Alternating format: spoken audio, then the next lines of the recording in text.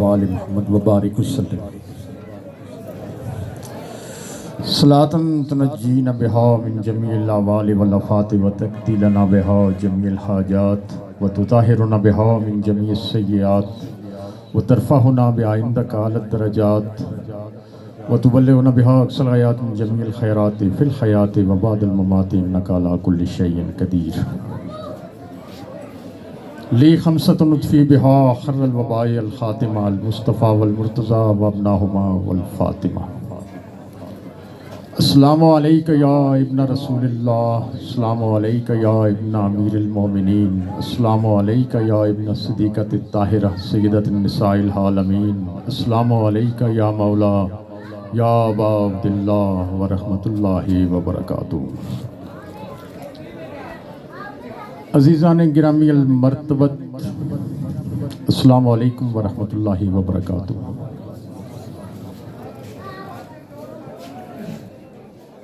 قبلہ علامہ مہدی شاہ زمان صاحب کی اس بات کو آگے بڑھاؤں گا کہ اہل بیت رسول صلی اللہ علیہ وآلہ وسلم کی آل سے، اولاد سے محبت واجب ہے۔ قل لا اسألکم علیہ اجرا الا المودۃ فی القربہ۔ ہر انسان کی اپنی اپنی سوچ، اپنا اپنا نظریہ ہوتا ہے۔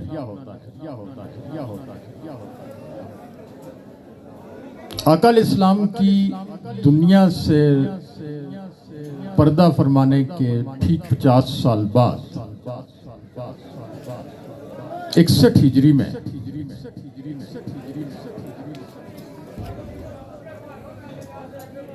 مسلمانوں نے آل نبی کے ساتھ، اولاد نبی کے ساتھ دشمنی، ان پر ظلم و ستم ایسے کیا جیسے محبت عقیدت نہیں، ان سے دشمنی واجب ہے، واجب سمجھ کے کیا ہونا۔ کربلا میں جہاں نواسہ رسول اللہم صلی اللہ محمد وآل محمد وبارک وسلم اپنا لہو وفا کو پلا رہے تھے، ادھر دوسری طرف مسلمان ہی تھے، حافظ قرآن تھے، قاری قرآن تھے، حاجی بھی تھے، نمازی بھی تھے۔ آج تک دنیا ان پہ لعنت کیوں بھیج رہی ہے؟ فقط اولاد رسول کا احترام نہیں کیا، ان کے اوپر گستاخی کی۔ پیچھے جائیں، حابیل قابیل کے بعد انسانوں میں ہمیشہ دو گروہ رہتے ہیں۔ موسیٰ علیہ السلام بنی اسرائیل کو فرعون کی قید سے آزاد کروا کے لائے۔ آپ سب جانتے ہیں، علماء اکرام سے سن رکھا ہوگا آپ نے کہ انہوں نے ان کو دریائے نیل میں رستہ بھی بنا کے دیا، وہاں سے بھی گزر آئے۔ پھر پیچھے فرعون کا لشکر آ رہا تھا، وہ اسی دریا میں غرق ہوا، اس سے نجات ملی۔ واپس آئے، ان کو چھوڑ کے طور پہ گئے۔ انہی لوگوں نے جن کے سامنے یہ سارے واقعات ہوئے، انہیں یہ سمجھ جانا چاہیے تھا اور پکا یقین ہو جانا چاہیے تھا کہ موسیٰ علیہ السلام کا رب سچا ہے۔ لیکن جو ہی موسیٰ علیہ السلام طور پہ جاتے ہیں اور پیچھے انہوں نے بچڑے کی عبادت شروع کر دی، وہی انسان تھے۔ آقا علیہ السلام کے 50 سال بعد وہاں رہنے والے لوگ، عرب کے، عجم کے، قرب و جوار کے جتنے بھی لوگ تھے، سب کو پتا تھا کہ حسین ابن علی کون ہیں، لیکن ان کو بے دردی سے شہید کر دیا گیا اور طرح طرح کے کفر کے فتوے لگا۔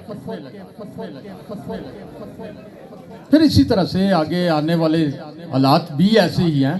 آج بھی ایسے لوگ موجود ہیں، ان کی باتیں سن کے آپ پریشان نہ ہو، یہ ان کے ساتھ کے ہیں جو آج اپنی فنکاری کا مظاہرہ کر رہے ہیں، اپنے فن کا مظاہرہ کر رہے ہیں۔ کون بے قصور تھا، کس کا قصور نہیں تھا، کون ڈائریکٹ انوالو نہیں ہے، تو یہ ان کی فنکاریاں ہیں، یہ اپنے فن کا مظاہرہ کر رہے ہیں، ان کو فن کا مظاہرہ کرنے دیں۔ آپ اپنے ایمان کو پختہ رکھیں، ذہن میں یہ چیز رکھیں کہ آج سے 1350 سال پہلے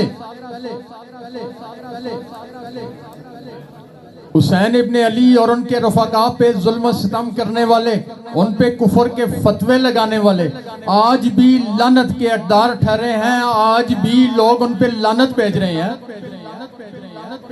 تو آج کے زمانے میں بھی کوئی لوگ ہو سکتے ہیں، کیا یہ ان سے افضل ہیں؟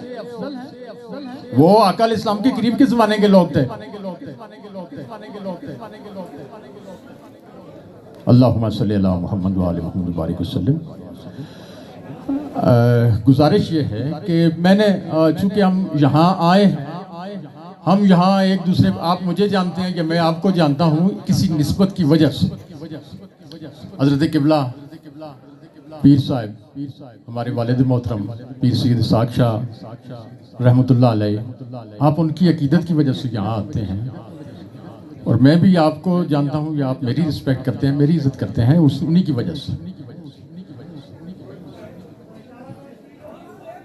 جی بھائی جان، یہ ذرا پیچھے جائیں نا، پیچھے ہٹ جائیں، میں بات کر رہا ہوں، یا پھر آپ نے بات کرنی ہے پھر آپ کر لیں۔ رمضان میں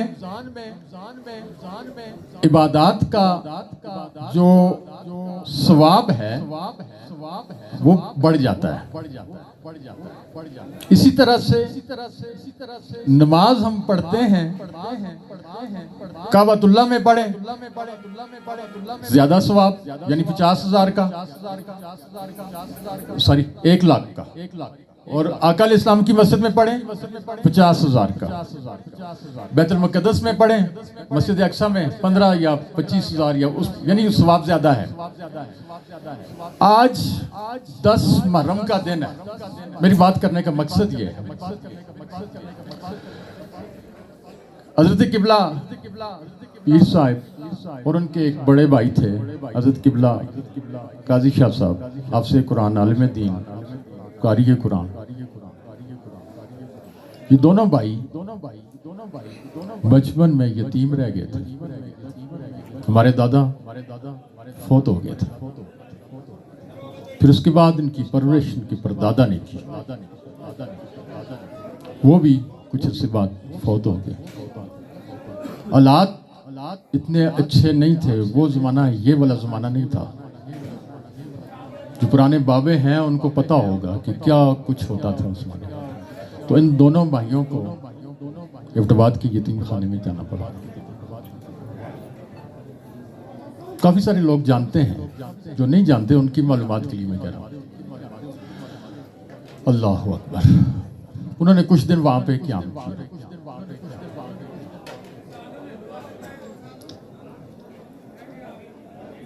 اور آج اسی یتیم خانے کی، میں آگے ڈیٹیل نہیں بتا رہا آپ کو، ابھی وقت کم ہے، ڈیٹیل پھر کسی وقت بتاؤں گا کہ کب تک وہاں رہے، کیا کیا کیا نہیں کیا۔ اس یتیم خانے کی جو بلڈنگ ہے اس کے کوئی پرابلم چل رہے ہیں اوقاف والوں کے ساتھ، تو اس کے لیے کچھ احباب نے، چونکہ پیسے بے تحاشے مانگ رہے ہیں، جو ہر ایک کے بس کی بات نہیں ہے، کچھ لوگ ہیں مخیر حضرات ہیں جو اس کو چلا رہے ہیں، تو اس کے لیے ایک مہم شروع کریں گے ہم، انشاءاللہ اللہ پورا کرے گا۔ ہماری خواہش یہ ہے، ایک وہ نسبت کہ اتنی عظیم ہستی کہ آپ میرا خیال ہے بہت دور دراز سے بھی آئے ہوں گے، لوکل تو میرا خیال ہے بہت ہی کم ہوں گے، دور دراز سے آئے ہوئے ہیں، کس لیے؟ فقط ان کے لیے۔ تو ان سے عقیدت کا اظہار کرتے ہوئے آج 10 محرم کے حساب سے، 10 محرم کی نسبت سے میں نے ابھی پہلے بتایا نا کہ کعبہ شریف میں عبادت کرو تو ایک نماز کا 1 لاکھ کے قریب ثواب ملتا ہے.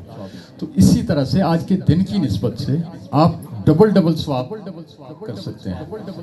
ایک مولا حسین بادشاہ شہدائے کربلا کے ایصال ثواب کے لیے، دوسرا یہاں پہ آپ آئے ہوئے ہیں تو حضرت قبلہ کے ایصال ثواب و بلندی درجات کے لیے.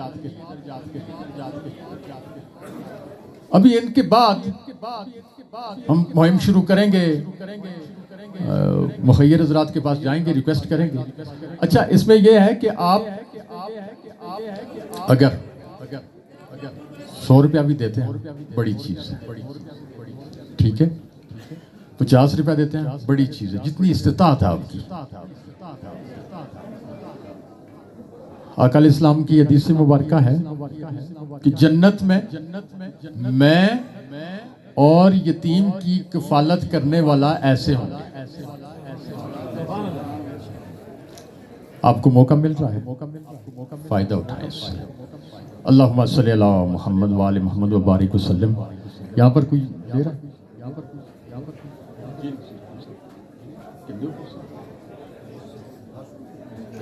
ادھر ہی آپ کھڑے ہو جائیں، آپ ذرا کر لیں. حضرات گرامی تساں سب